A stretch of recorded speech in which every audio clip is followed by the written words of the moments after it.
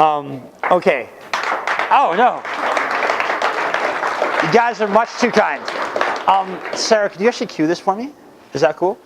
Sorry. Well, I'm not sure how that works with the shots. I'll begin by acknowledging territory as is appropriate.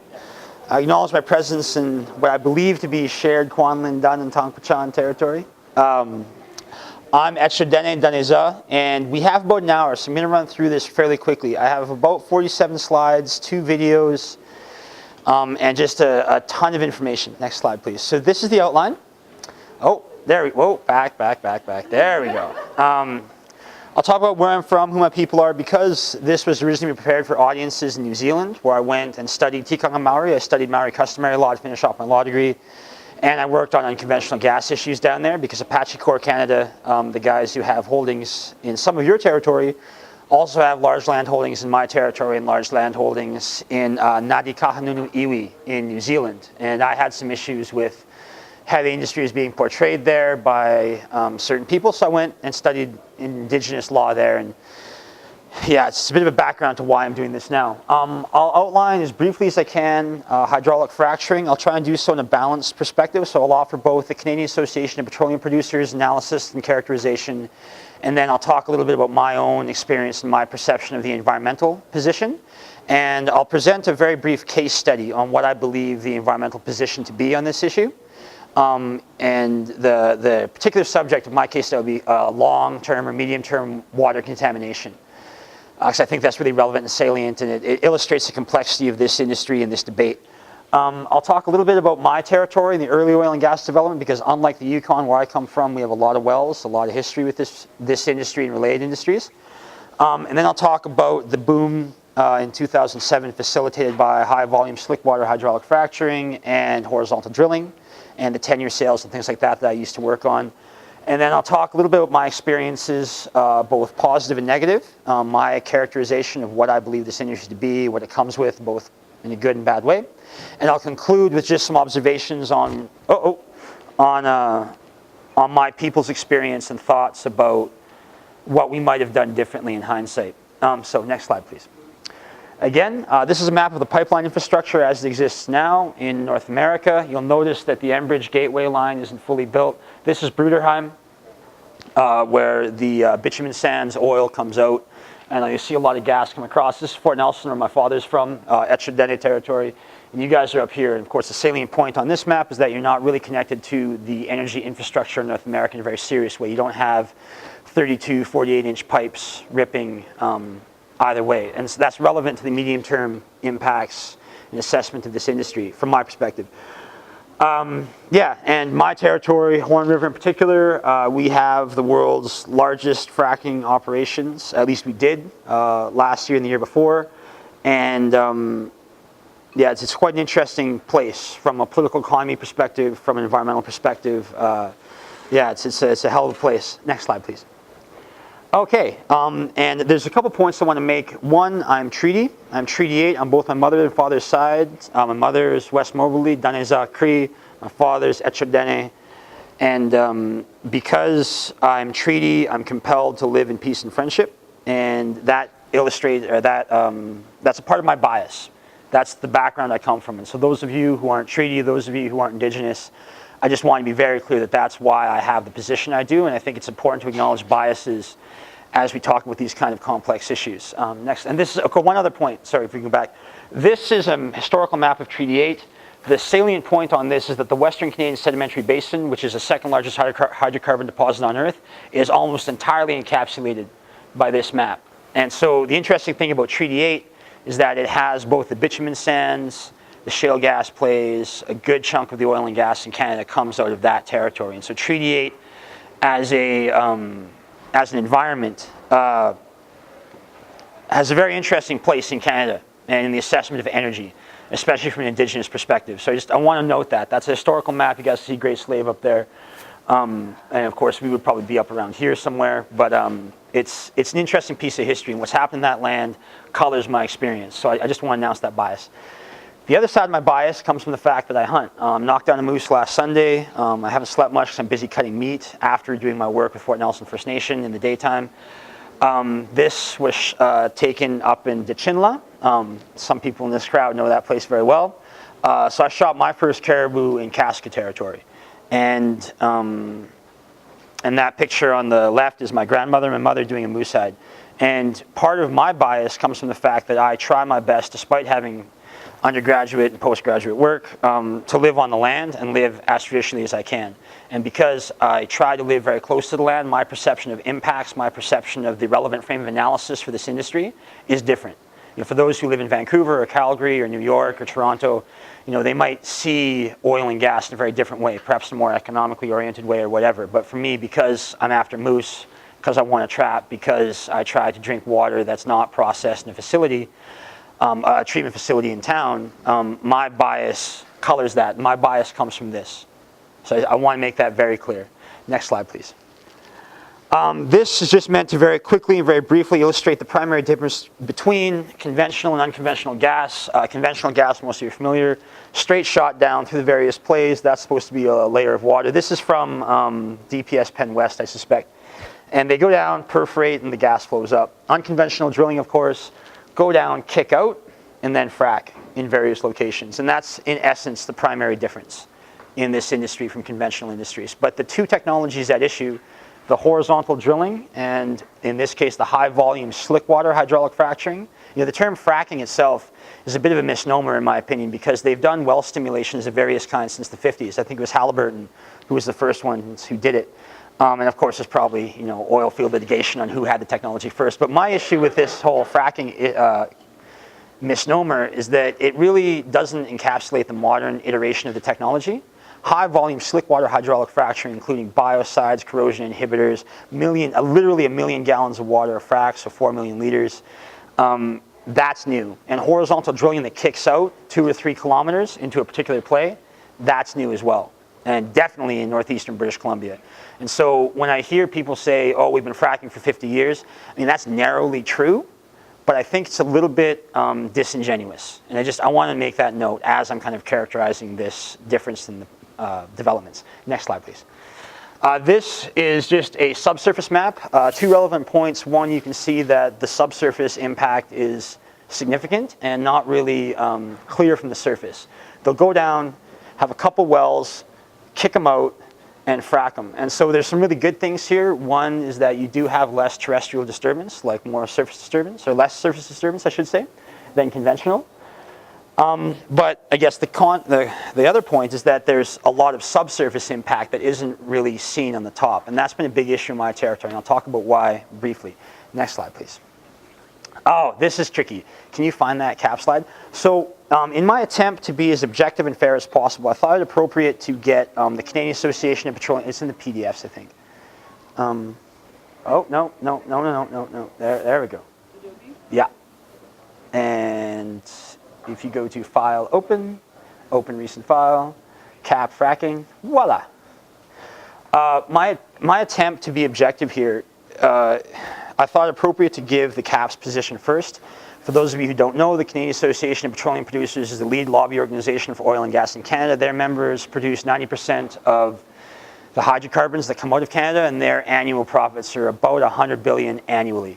So they're a very big entity, a very powerful entity, and they advocate very strongly in various environments for their industry. And that's their prerogative. That's okay. So I thought it appropriate to start off by just running through the CAP assessment of hydraulic fracturing. So I think it's useful and it's got some good points, but it's also interesting to see how it's put forward. So you'll notice, of course, a little bit of a map about what's going on up top. Yes, pump trucks, drilling rigs, storage tanks, of course. Very lovely green landscape. Down we go. This is a blow preventer, and I'll talk about those in a minute. Away they go. Keep going. There's a lot of talk about casings and water tables. In my required reading, I'll send out links for you guys. I'll be sending you a link to the Jessica Ernst statement of claim. She was a woman who used to work in the industry and then had her land, what she perceived to be very much impacted by unconventional gas, and sued the Alberta government, the Alberta ECRB, and Encana on the basis of inappropriate actions in this space. Her water got contaminated from her perspective. And there's just a massive, interesting court case in Alberta moving forward on that issue. And it'll talk about some of those subsurface impacts in their statement of claim. Anyways, a couple points here. There's a lot of talk about how valuable this is. There's a lot of talk about layers of cement and steel casing, protecting water tables. Keep going. More discussion about casings. This is very true. There's various ways you can seal off a well. From my perspective, I think it's a bit presumptuous to suggest that somehow all of these are made to the same standards. And in northeastern British Columbia, because we have 31,000 approximately wells already drilled from the 50s till now, the assumption that this is how all wells are in our territory is really mistaken, and there's consequences, particularly when you add in localized seismicity as a consequence of fracking. If you have a well that's like this, okay, that's one thing. But if you have one that's 45 years old and you have 3.1 earthquakes in the area, what does that do to the outside casing? I don't see that discussion on this, but c'est la vie. And of course, safe, proven, government regulated. Yes, that's one characterization. Intermediate casing, fair enough. We have decent drilling regulations, I have to admit. Protect people and environment, that's lovely. I don't know why I care about CN towers. And here we go, if we can go all the way down. That's good. 2 points on this. One, you will note these kind of pie charts in the dialogue from industry and government, generally speaking, about the volume of water being used and how small amount how small the amount of sand is, how small the amount of chemicals are. And my issue with this, it's not inaccurate, but the thing is that that 1.5% figure, if you're looking at 1 million gallons going downhole and literally hundreds of tons of sand, 0.5% of hundreds of tons and 1 million gallons is still a significant quantity. And again, I find it disingenuous to see this kind of figure, because 1.5% doesn't sound like very much, and indeed it isn't from like a mathematical perspective. But a couple tons of chemicals going downhole, that is significant. And I find it, as I say, disingenuous to see that kind of number and characterization put forward as the relevant analysis. And I find that disrespectful to people. I find that disrespectful to my people in particular. But my intent in part with coming here was to illustrate that and say perhaps you want to get some real numbers as opposed to percentages on these figures. And I say that with the utmost respect because there's a lot of misinformation on the environmental side as well. Could we go down just a bit? Yeah, 98.5% water, blah, blah, blah, great. So we go downhole, and again, the same thing as the map I showed you before. Go out, perforate, and then crack. And if you go down just a little bit more, of course, one of the critical issues is the use of proppant or sand or silica beads to hold open the fractures. I mean, when they don't mention this in this little map, but the pressures being used are astonishing. 10, 20,000 PSI, the figures I've been hearing. So these are pretty substantial. We know they cause localized seismicity. These fractures are fairly significant. I've heard up to 300 meters long. They fracture with their slick water and then suck the water and the ambient water out of the play, and the gas flows up. And the proppant, the sand, of course, stays in the holes and allows that flow to return. Pretty interesting technology for the Yukon in particular. I think your guys' sources of frac sand would be interesting, especially if you want to derive more monetary benefit from this development, because frac sand is quite valuable. And it's sort of an ancillary development to the main gas extraction process that's also relevant to communities. It's a big issue in my territory because frac sand generally occurs in mountainous areas that are favored by caribou.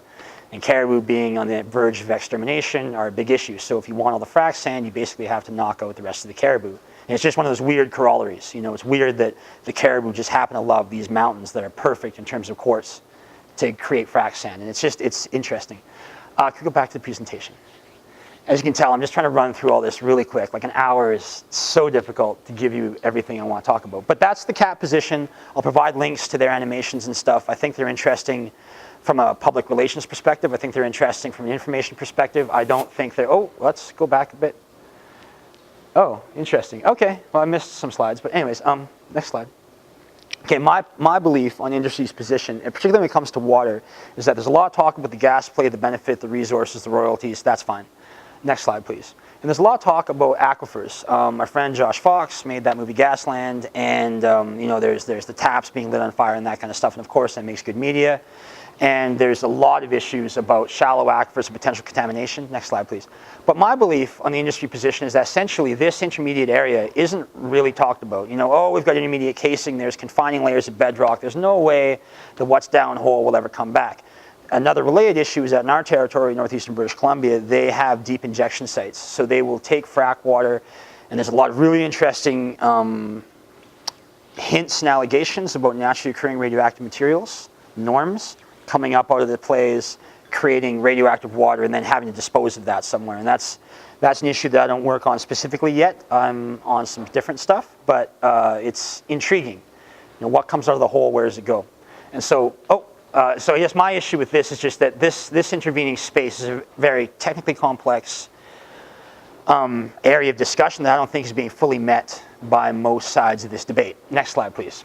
This slide is made by Josh and his team, and I wanted to point out a few things. One, you will note that this slide kind of has a different scale. He shows the fractures coming all the way up to the water table, as is his prerogative. But the other point is that this slide, when they think about positions, includes related developments, so trucking, other products that come out of the gas field, out of the territory. The processing facilities, the contamination and CO2 in particular, well site blowouts and spills like we had in Deepwater Horizon. I'll show you a picture of an incident in my territory where they burned down a drilling rig because they had to kick a high pressure hole that blew out the top of that. Trucking, there's massive trucking in northeastern British Columbia. I'm not sure how many of you guys have spent time in Fort Nelson, but the truckers do quite well in our territory, and they carry all kinds of interesting things, not the least of which is water that we believe to be contaminated. And of course, facilities. And the interesting thing about this slide, to my mind, is that it doesn't just talk about this one narrow issue. And when we talk about this type of development, to my mind, it's important to consider all of it. And I'll try and run through that as quick as I can, just to give you some ideas about how I look at this. And again, acknowledging, of course, my own bias, being as I am sort of on the land. Next slide, please. So this is compiled from OGC data by my friend Gilles, he's a hydrologist who works for Fort Nelson First Nation. One thing I want to note, I don't talk for Fort Nelson First Nation. I don't talk for West Mobley First Nation. I don't talk for industry. I don't talk for government. And I'm not getting paid to be here, really. It's interesting that I was going all over New Zealand, and there was these paid lobbyists kind of like following. We go to the same meetings, and I do this because I believe in it, because it's important to me. I have a hard time when I have to engage with people who are getting paid to be here, because I'm not. And I'm here because I believe in your territory. I believe in the Yukon as a beautiful, largely untouched place that's so astonishing. And so I just want to acknowledge that I don't speak for anybody but myself, but the reason I do that is because I have freedom. I have freedom to say what I believe. Just want to put that out there. Anyways, this is a surface analysis of existing wells. These would be the top of the well. This would be the downhole play. This would be the horizontal drill. Next slide. So this, in my territory, because we have I've heard figures between 28 and 31,000 wells. NEB says 28,000 as of 2009. OGC, Oil and Gas Commission of British Columbia, says 31,000 drilled. And so our territory looks like this, where there would be a few active wells, a whole bunch of proposed wells. This is your downhole location, 2 kilometers down. This is a kind of a 3D slice, if you can imagine it, of our territory. And this is based off of OGC data, so this is actually what it looks like. Next slide, please. This was what our territory would look like with future development, because unconventional gas, the way the flow rates come out of the wells, you have a massive, could go down, perforate, frack, complete, pull out the water, and the gas flows. The gas flows at massive quantities at the early points. So the most productive exploration well ever drilled was up in the Horn Basin. And that, I think it flowed at 40 million cubic feet per day, like just a massive quantity of gas. But it comes up very quickly, and then the flow rate goes down. And there's some really interesting discussions from the Barnett Shale in Texas about how, because you have these kind of massive early flow rates and then a very rapid drop-off and then a very slow kind of 30, 40-year processing period with a very low amount of gas, how you have to maintain, say, 1 trillion cubic feet annually out of your play. You have to keep drilling. And so what they'll do is they'll plan a series of wells throughout the year so that they can maintain that constant high flow rate space in their development. Anyways, this map is just trying to show what it would look like downhole, because up, on the surface, it looks like just a couple well pads and a few locations. Downhole, they go down and they can have 1, 2, 3, I think up to 18 wells on the pad. They go down and then kick out in a star pattern. And that way, as you saw in the earlier slide, they can impact a large amount of the play, subsurface. They can frack it and get it to flow back in. For us, next slide, please. For us, the problem with this, at least when we look at medium and long-term water contamination, is that it's very difficult to map subsurface, especially if you're like British Columbia and you haven't done deep aquifer mapping yet.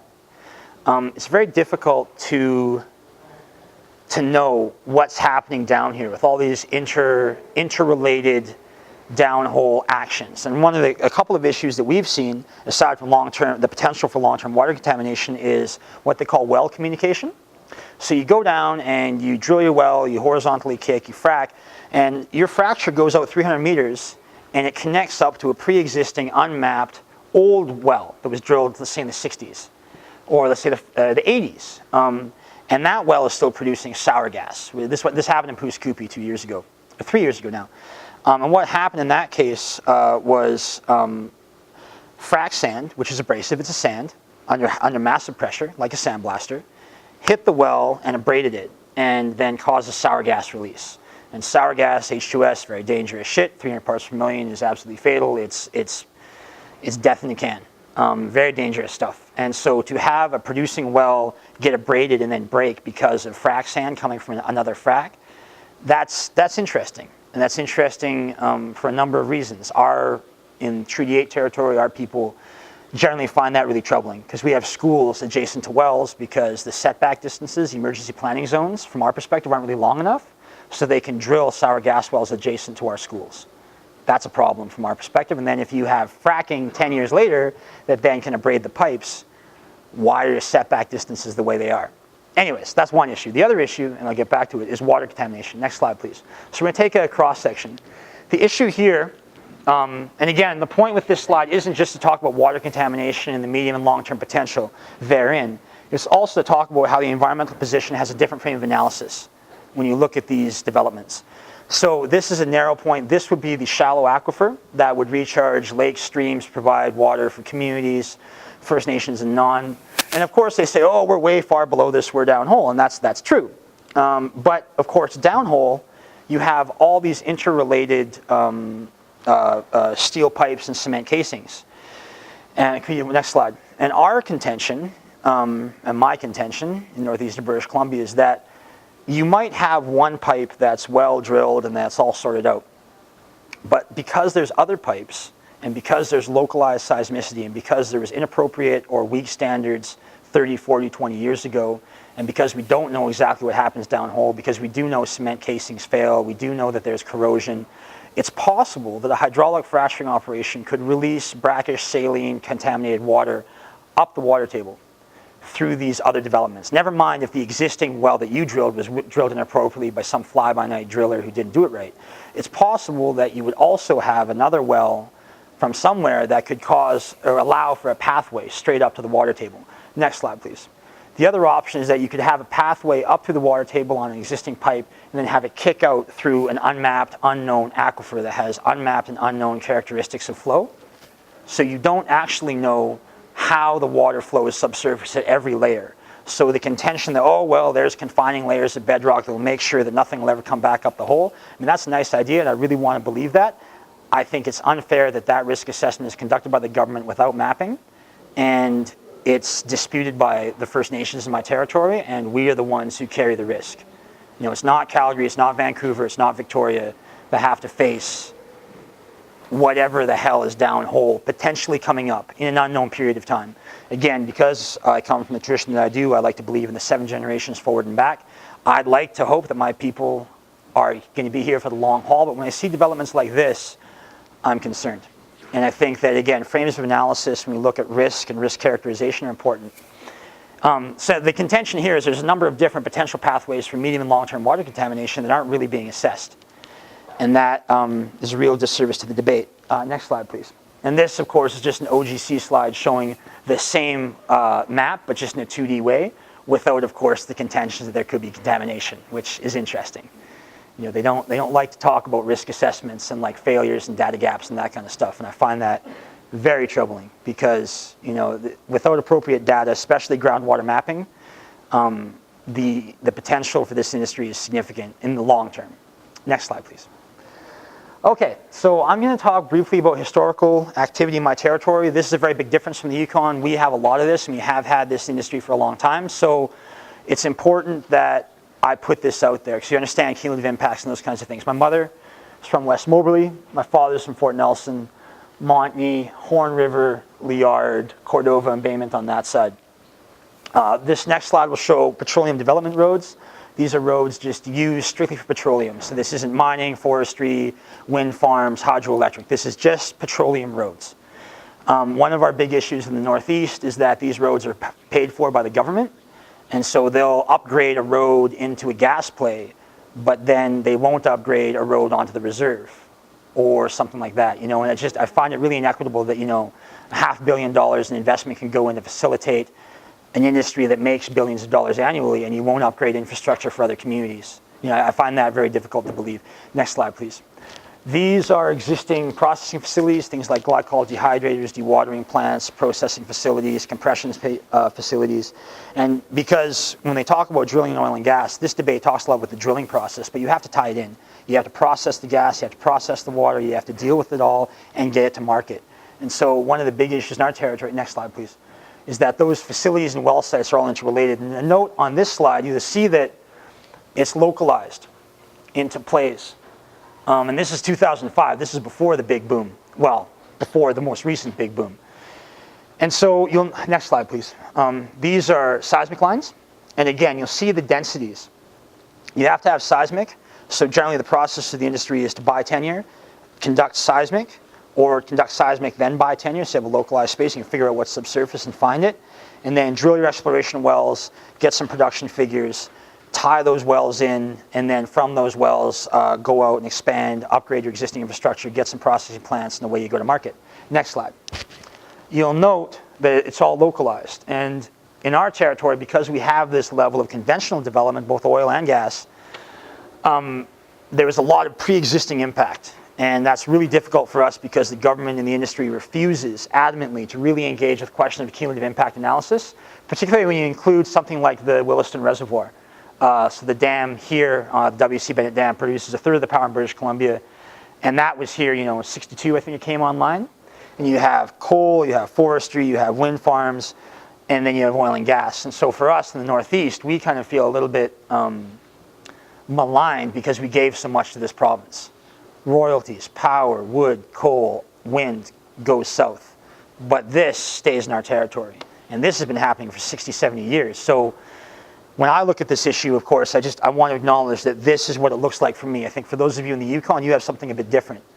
And so that's a difference that's relevant, I think, as you choose what you're going to choose for your territory.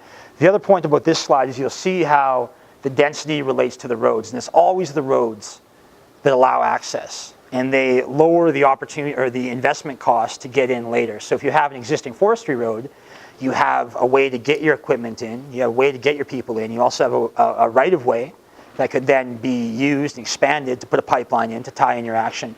And so roads have been a big issue because the location of roads and the inappropriate location of roads in particular has sort of created a problem that then won't go away, because once the road is in, that's the way that all the development will flow. So just be very wary of that. Roads are a critical issue. Next slide, please. This is a historical document showing the history. You'll see the kick in '74, where the industry kind of took off. And then another one in the mid-'90s, late '90s, as oil prices or gas prices increased. And then we kind of end up about 2006, 2007. And you just see the progression of the industry. We're dealing with a non-renewable resource, of course, and by very definition, they do get more valuable in the long-term analysis. And for us, this was really difficult because we have a project-by-project assessment system in British Columbia, and so they don't talk about the fact that we already sit on top of all of this. They say, no, we're just talking about this one well site, this one petroleum development road, this one processing plant. But if you have this history, to my mind, that's not really fair. Next slide, please. So that was the map historically. 2005, 2006, 2007. I came home in 2007 from my undergraduate degree, did a poli-sci degree at UNBC in the north, for the north. And I instantly got wrapped up in oil and gas. I was one of the few people in my community who had post-secondary education, and I was one of the few people in my community who really enjoyed reading technical documents and engaging from a legal perspective on the government's position and industry's position. So these two technologies together started the boom. Since 2005, 95% of Fort Nelson First Nations traditional territory has been sold and tenured.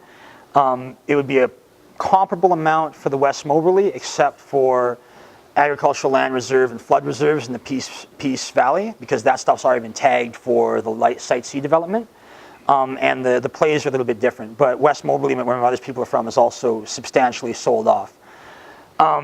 There's 2 points here. These are government figures, $6 billion in leases since 2005. The record land sale in British Columbia, they sell land once every month. They have a land sale once a month. They put the land up.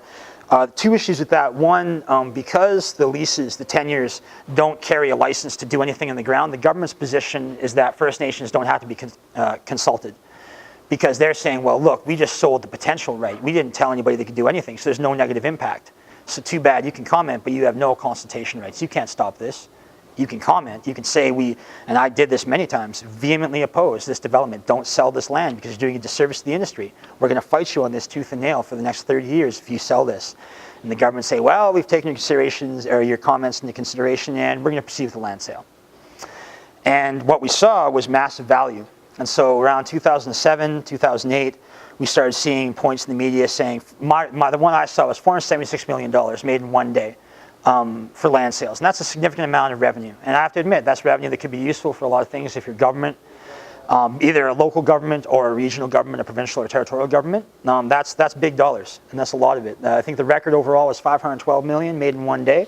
And our contention on the First Nations side was that no one spends $500 million and doesn't expect a return on their investment. That's bullshit if you say that no one's going to come and drill. That's a lie. That's a flagrant lie. But from a legal perspective, it's true that that license or that lease didn't convey anything that would, legally speaking, impact my rights. And that's a legal issue that I work on now because I was crazy enough to get a law degree. But it's been a big problem. And I think Yukoners really have to consider that type of regulatory process and that tendering process, because it really created difficulties for all the relationships subsequently. The total market value in 2008, $9.24 billion. That's an OGC MEMER figure.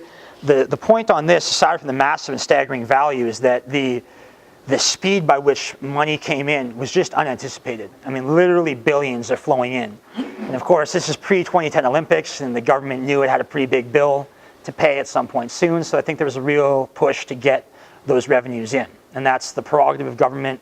From a First Nations perspective, from my perspective, it was a bit inappropriate because that really quick land sale had long-term consequences. Next slide, please. What I'm going to show, can you cue up those videos? I'm just going to show 2 animations. These are made by Fort Nelson First Nation. I use them with permission. And because I'm a community member of VLC. These are compiled off OGC data. And I just want you to pay attention to these dates.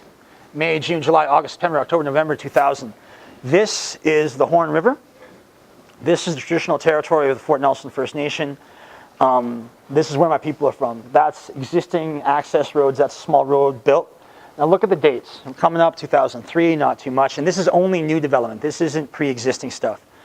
And I just want you to watch how fast this moves, especially between 2009 and 2012. So you see the 3D seismics, those are black things. Then you see a couple more wells. Oh, more seismic, more wells, more pipelines. Then 07, and then watch 08, 09, and 2010. Watch what happens to that Horn River Basin. Here coming in winter 2009, spring 2010, winter 2010, boom. And this is 2 scale, and this is compiled off of OGC data. If you pause it, please. And you can find this animation online. I'll provide it to you via links. The 2 points I want to make on that animation is, 1, the pace and scale of this is just astonishing. The potential for a very substantial increase in development is huge, and it's happened. And you can go see it in the Horn. The other point is that, of course, Fort Nelson, the community that most people drive through, is right here. You don't see this. You have to go look for it. And you have to go look for it down roads that are owned and controlled by Encana, Apache, paid for by the government or a public-private partnership. So most people don't actually see that history and see that space and see those impacts. And I guess the third point I want to make in that animation is just that from the First Nations perspective, from my perspective as someone who used to have to like try and assess what all of that was and try and respond in a meaningful way and say, hey, hold on. For the trapline holders, this is Snake River, these are all communities where our people used to live. They're Indian reserves now, but those were where our villages were. For people who live around here and for the trapline holders here, I mean, they had no chance. None. No chance at all to really engage, to really say, hey, slow it down. Please don't impact that waterway. My family, we went to the Supreme Court 2 months ago.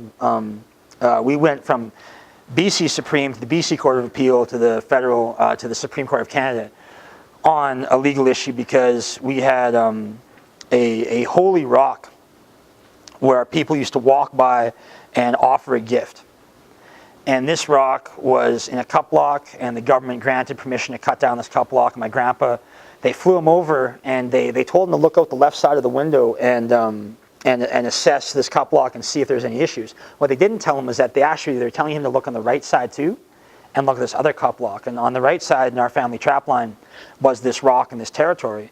So my grandpa is looking on the left side and says, oh, well, okay, I mean, it's shitty, but fine, do what you're going to do. They went in and used that flyover and used that consultation as justification to grant this license to cut around this rock. My family found out about it because our people are on the land and our trapline holders were like, hey, like, you know, Grandpa, like, what's happening on your trapline? Like, I know that area is important. So we go out, set up a camp on a road and block this forestry guy, and we get sued. And we respond to the tort litigation by saying, well, we have constitutionally protected rights, we have treaty rights, you have what is essentially an illegal right to go knock down these trees. I don't think I should be beholden to you because you went broke doing something illegal. And that question went to the Supreme Court, and the decision will be upcoming. But it cost us over $1 million, and it cost the guy who went bankrupt about $1 million, which he recouped from a very large, very famous law firm that specializes in litigating Aboriginal rights for the government, for industry. And that, so anyways, my point with that little story is that for people in this territory, as you saw that massive increase in development, the opportunities to meaningfully engage or stand up or oppose are very narrow and very limited. Cue this video. This video is a map of the water licenses, and these are just Section 8s. These aren't long-term water licenses, and I'll talk about water licensing in a minute. But just watch what happens. And again, you're looking at December, January 08. These dates are kind of messed up, actually. There's an issue with our mapping. But just watch how the water licenses get granted. Notice where they go. Notice their density. So here we come, winter 09. Gets pretty busy. 2010, boom. Yeah, and 2011.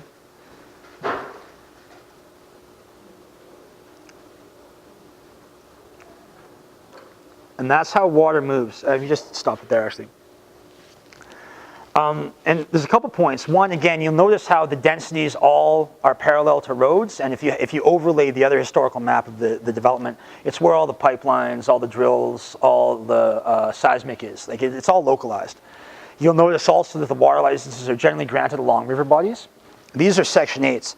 And the government's position in our territory was that these Section 8 water licenses, they're a little kind of loophole in the oil and gas regulations that were meant for operators, farmers, to control dust on roads, to access water for agriculture, like just sort of short-term 1 year, we need water for this field, blah, blah, blah. Industry used this loophole and started drawing down huge quantities. And the government's position was that these quantities, I think about 10,000 cubic meters, which is a pretty substantial amount, but I mean, relative to a big river, it's arguably negligible, wasn't significant enough to impact our treaty rates. And that might be true for 1 or 2 or 10 licenses, but when you have literally 1,000 that are granted consistently without consultation, we had real questions about credibility with the government and industry. We had questions about collusion between government and industry to facilitate these water licenses, because you need them for fracking. You need a water license to get the water to build an ice road in through Muskeg to get to your drill site. And so you have to have it. It's just critical. You can't get around it. And so we felt they were using a loophole. I felt they were using a loophole. And that's a big issue. They stopped doing that now after 2 years of advocacy between the various nations in Treaty 8. Now they've done some different stuff. I'll go back to the presentation. Okay, 50 minutes. So I'll try and finish up quickly. Oh, that's my face. Next one. These is a very brief list of negative impacts. It's not complete. It's just something that I witnessed. Let's run through it real quickly and we'll get out of this. Let me just cue it up. Examples of linear disturbance and stream crossings. This is the first phase of the Cabin gas plant, largest gas plant in Canada. When it's done, annual CO2 production of 220 million tons of CO2. This is your typical drill pad in the summertime. You'll see this pad or this sump or this borrow pit or whatever it is lined. So chances are that's produced water, that's contaminated water. They don't want that to seep into the groundwater, so they line it with these big plastic things. This would be a pit used to probably pull water and then move it over here to the trucks, go down hole. We have a lot of issues of various kinds. Next slide, please, on contamination. This is a map of Canada's proposed water diversion facility on the Fort Nelson River that my nation, Fort Nelson First Nation, opposed publicly in the media around Christmas time. And in one, there's of course like constructing a 20-ton or 20-meter concrete block in the river has all kinds of issues, especially in the north, where in the springtime, there's huge amounts of ice. How are you going to build this thing? Is it going to stay there forever? Why is it there? So that's one issue. The other issue with something like this is that because Section 8 water licensing is no longer really allowed, the big companies are moving to lock down their water licenses and big long-term water licenses say you can draw down 1 billion liters annually for the next 5 to 20 or 40 years. Our issue is that the price of gas is depressed. It's not very valuable right now. The market is flooded because of US production and because we're a continental commodity. The gas doesn't go to the Asian market where it's worth $12 a 1,000 cubic feet. It stays local. And so if gas is really cheap right now, and if you don't really need to drill all that much because we have an excess of capacity, why are you locking down water licenses of such a significant size and scope in the era of climate change? Now, one thing people don't talk about is that gas pipelines can also ship water very easily. You can retool a pipeline to ship almost anything properly, especially the new ones that are built to a higher standard. And from a First Nations perspective, it was kind of scary to see a company spending like literally millions of dollars to build these kind of facilities when it didn't really make financial sense. Why would you do that?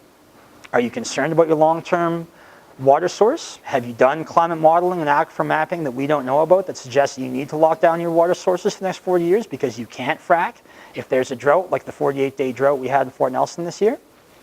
Why do it? The other issue is that there's talk about market incentivization for the use of water. Of course, put a dollar value on water, they'll be more efficient. What we're scared of is the possibility that companies that lock down these water licenses early, because water law in British Columbia is first in time, first in right. If you have a river and there's not much water in it, and you can only draw down, say, X. Whoever has the license that can take all of X first is the one that gets it, and everyone else after them who has their subsequent licenses is second in the queue. So if you only have a small excess of water because of climate change or drought, for example, it's going to be the first ones who have these kind of water licenses that get it. Now, from the First Nations perspective, that's massively unfair. Because what if we're a trapline holder who lives downstream that says, you know what, I want water. I want to build a farm. I want water for my family. And you apply for a water license. Your license is worth less than the industry's license because they were the first one in the door. Pretty tough issue, legal issue, and it speaks to a number of kind of ancillary issues about climate change and water sourcing. It's really scary from my perspective. Next slide, please. All kinds of interference issues. This is a hydrogen sulfide well, so you can't go in there for obvious reasons. My family, we have trap lines. And trap lines, of course, are actually our traditional territory that then, in the 40s, the wildlife guys came in and gave us our trap lines, but we'd always been there before. So trap lines overlay our traditional territory in a very deep way. So my family's ties on our trap lines actually go back pre-contact. So to have a new road on your family's trap line that then makes it difficult to access that trap line is kind of unfair because we felt like we were always allowed to go there, but now because of this, we can't get in. We have to go through, Encana gates and flash our status card and have, our cherry in the top of our car and our radio and all our safety gear, because those are petroleum controlled roads. You have to have high safety standards to get in there. And that interference issue is really strange and very difficult from a First Nations perspective. Next slide, please. Contamination, to my mind, this is pretty good looking moose habitat. I'd knock down a moose in there if I could. But of course, you have a massive diesel tank right next to it, and just the potential for water contamination. And to my mind, that's a bit inappropriate. Should have put that with a better setback distance. Our people, we don't drink water from land much anymore, except in the high country. I noticed the Yukon has a lot of clean water. It's beautiful, much like New Zealand, where I was working. They have clean water as well. And it's strange, to talk to an elder about how they can't drink water from their territory anymore. Imagine that change.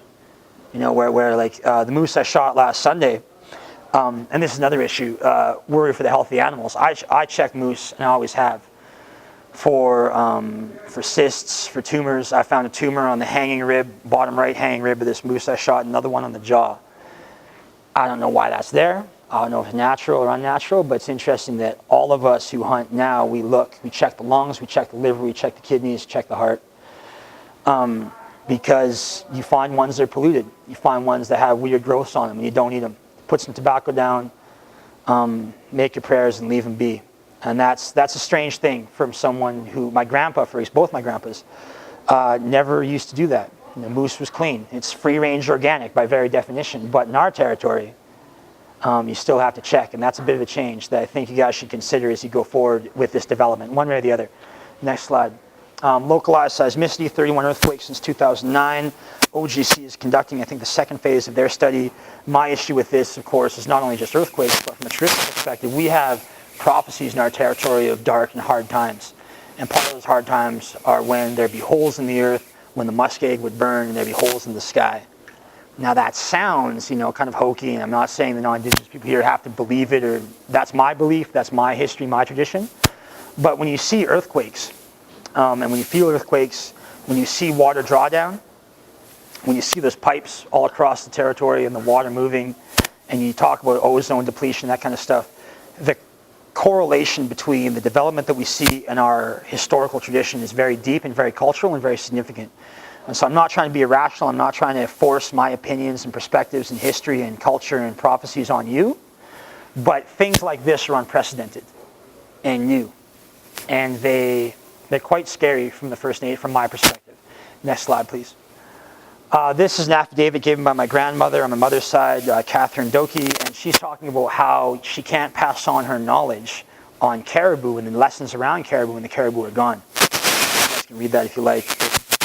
Caribou case, very interesting piece of law. They'll go to the Supreme Court next year, Supreme Court of Canada. And the point I wanted to make with this slide is that if you can assess impacts just in terms of like Western science, they look like one thing. But if you assess impacts from our perspective, the First Nations perspective, from people who live on the land, non-Indigenous people who've been here for generations, it's not just that the land is impacted, it's that the culture and what is unique about us that derives from the land is also impacted. So maybe in the lesson about how you use caribou bones that my grandmother carries, there's some deep and profound wisdom about how we interact with the natural world. But you can't convey that without the caribou. And I don't see that discussion about those kinds of impacts when I deal with industry and government. It's a very abstract and subtle concept to try and convey, but I think it's relevant. And I don't think that we're seeing that level of dialogue in the discourse, and I would like us to see it. Next slide, please. This is an incident, quote unquote. I took this picture in 2007. This is ConocoPhillips had contracted Neighbors Drilling. This is Neighbors Drilling rig number 14 to drill around the Tumbler Ridge area. They had a big pressure kick, blew out the blowout preventer, and because they didn't want a giant cloud of flammable toxic gas, they lit it up, which is standard safety procedure. It's the right thing to do. But they then had a 200-foot flame burning for 60 days in our territory. And this is the second day after. I flew out there with my nation right after. And these things are rare, but they do happen. And I don't see a lot of pictures like this when you go to the CAP website, when you go to the Oil and Gas Commission's website, when you look and seek for information, you don't see pictures like this. But I was there. I took this picture. And it happens. And they're just lucky that these big ass diesel tanks didn't light up, because that would have killed every single driller in the area. A massive explosion potential. And I wish that, again, these things are rare, but I wish we could really talk about them and the potential implications.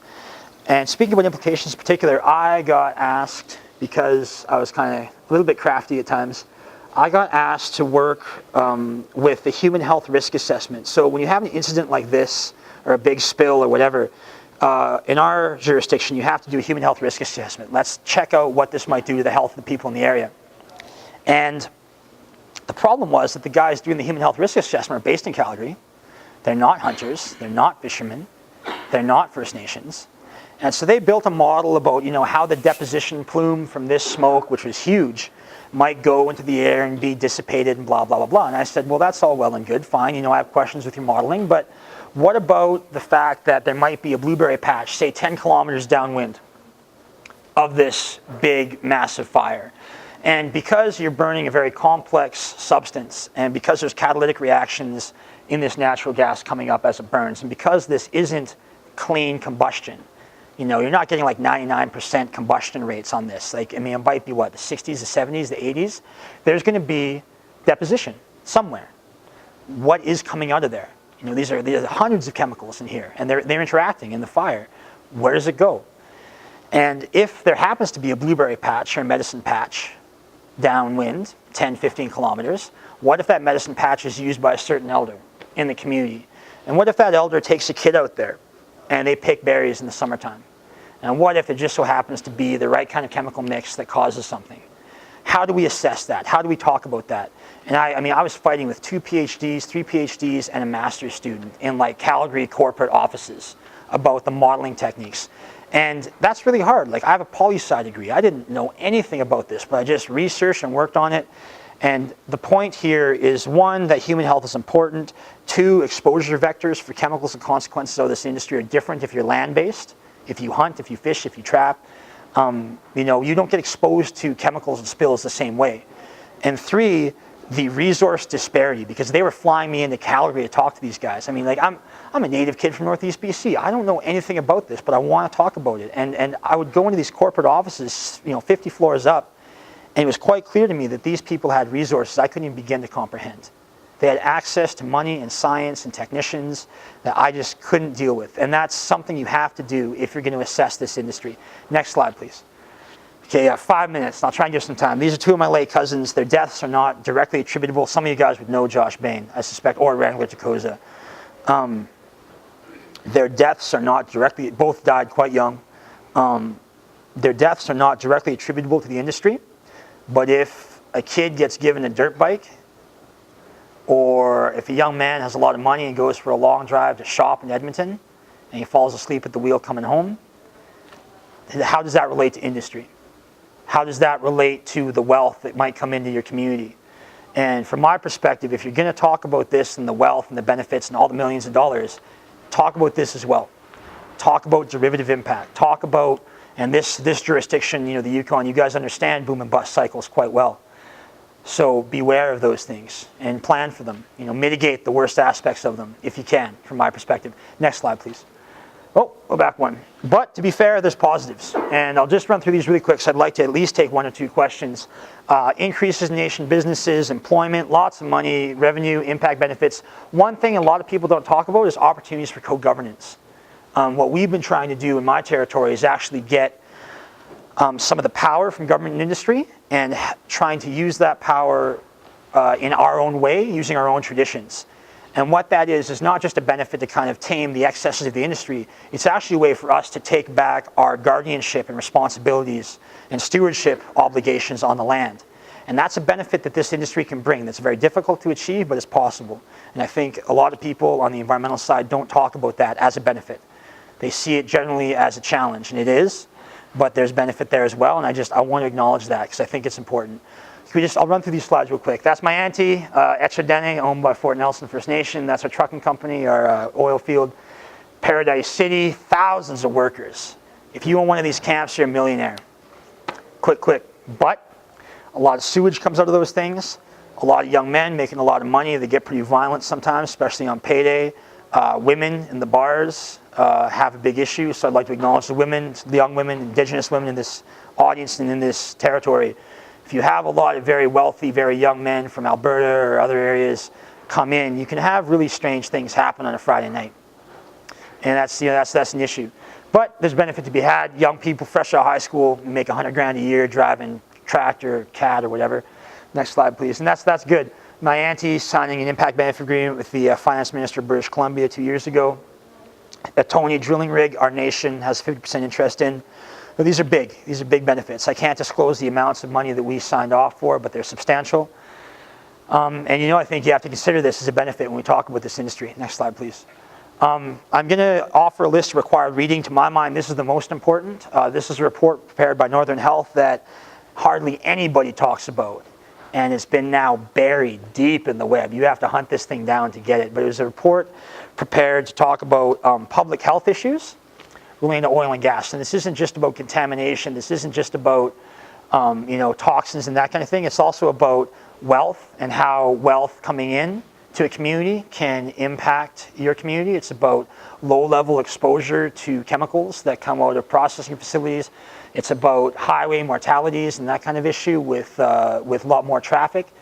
And it's a really interesting study. So I'd encourage you all, especially those in government or industry, I don't know if you're in the crowd, or communities, municipalities, First Nations, you guys should read this study. It's really interesting, points out a lot of issues, and it's very broad, and it really kind of illustrates how impacts can come from this development. And has some really useful recommendations to how to go forward.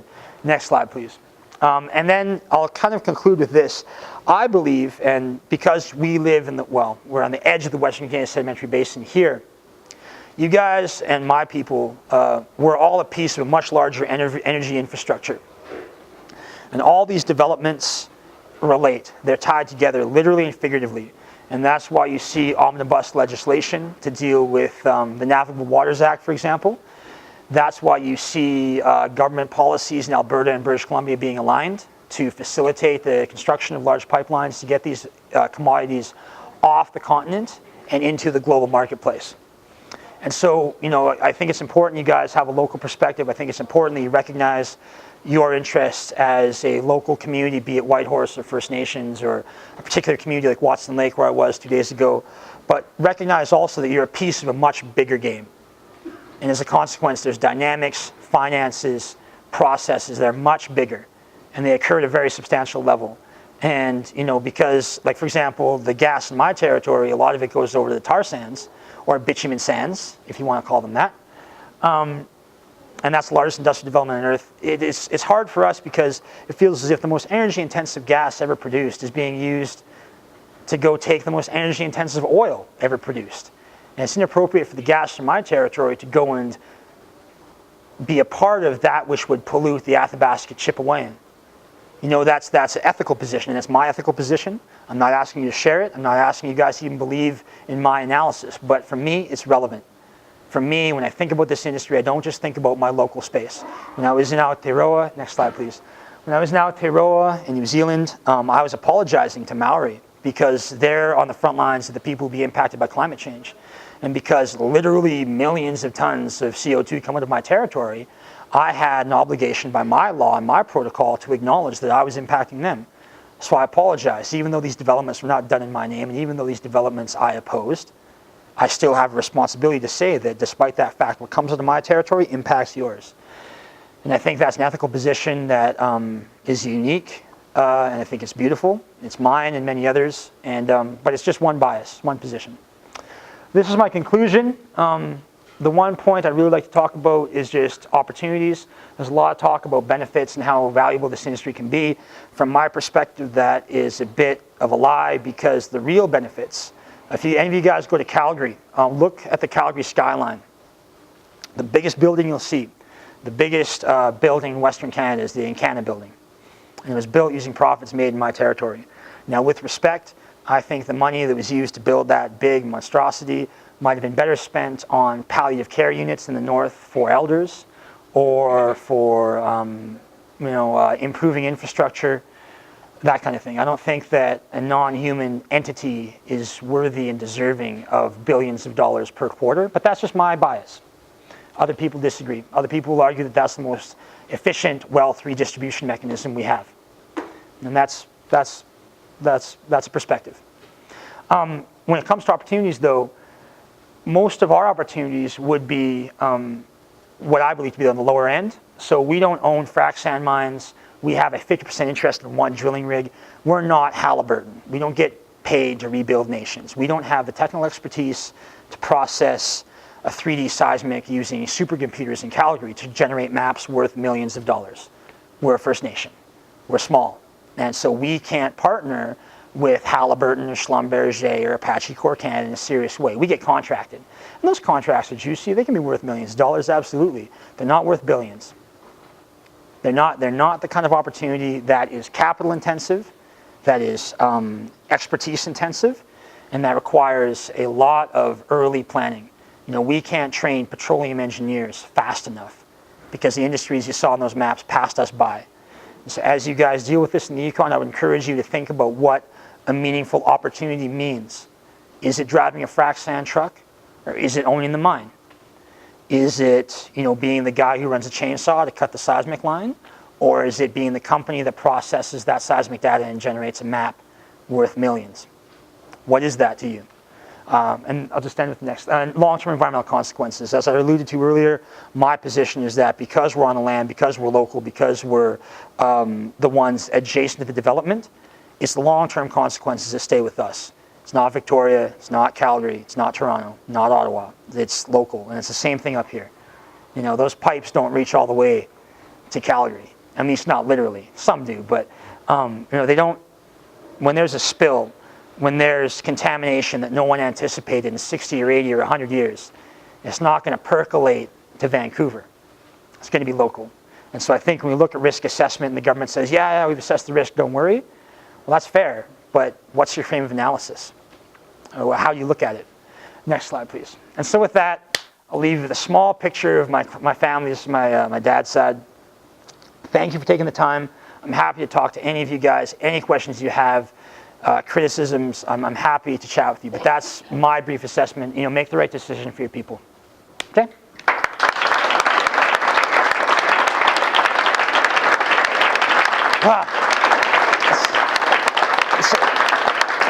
Any questions at all? Any questions, comments, guys?